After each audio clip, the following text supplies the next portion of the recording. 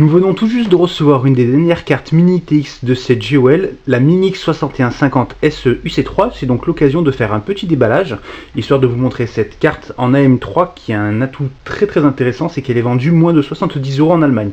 Alors on rajoute environ 15 € de frais de port, ça nous fait une carte à 80-85 €, c'est pas mal du tout, surtout qu'elle est plutôt complète. Alors, la boîte, très sobre, tout en noir, avec quelques informations techniques, pas grand chose sur les côtés. Un petit logo et voyons voir ce qu'il y a dedans. Alors, il y a la carte, bien entendu, et les accessoires. Alors, on trouve le petit bouclier arrière,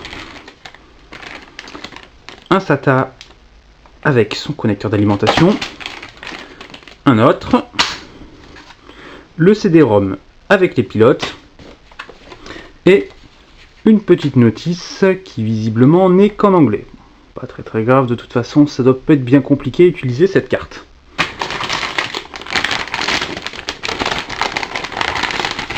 Alors, la carte est extrêmement simple.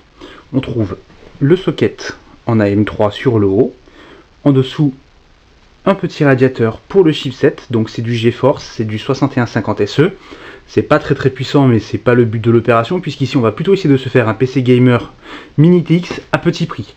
Le port PCI Express en 16, câblé en 16 bien entendu, 4 SATA avec support en RAID 0, 1 et 5, les 2 DDR3, une alimentation en 20 broches, c'est plutôt étrange, là le 4 pour le processeur, et les connectiques donc sont extrêmement simples, le son, 4 ports USB, un Ethernet, VGA, COM et les PS2. Sur le dessous, il n'y a rien de particulier, pas de mini PCI Express ou autre.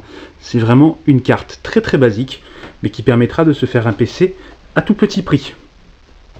Dessus, on y installera certainement une 5770 ou une GTS 450, à voir au niveau processeur, on ne sait pas trop, mais à savoir qu'elle supporte tous les processeurs en AM3, avec un TDP maximum de 95 watts. Donc normalement on devrait pouvoir y mettre un X4, en sachant que la carte a en théorie une fonction pour débloquer les corps, ce qui peut permettre de passer sur du X6.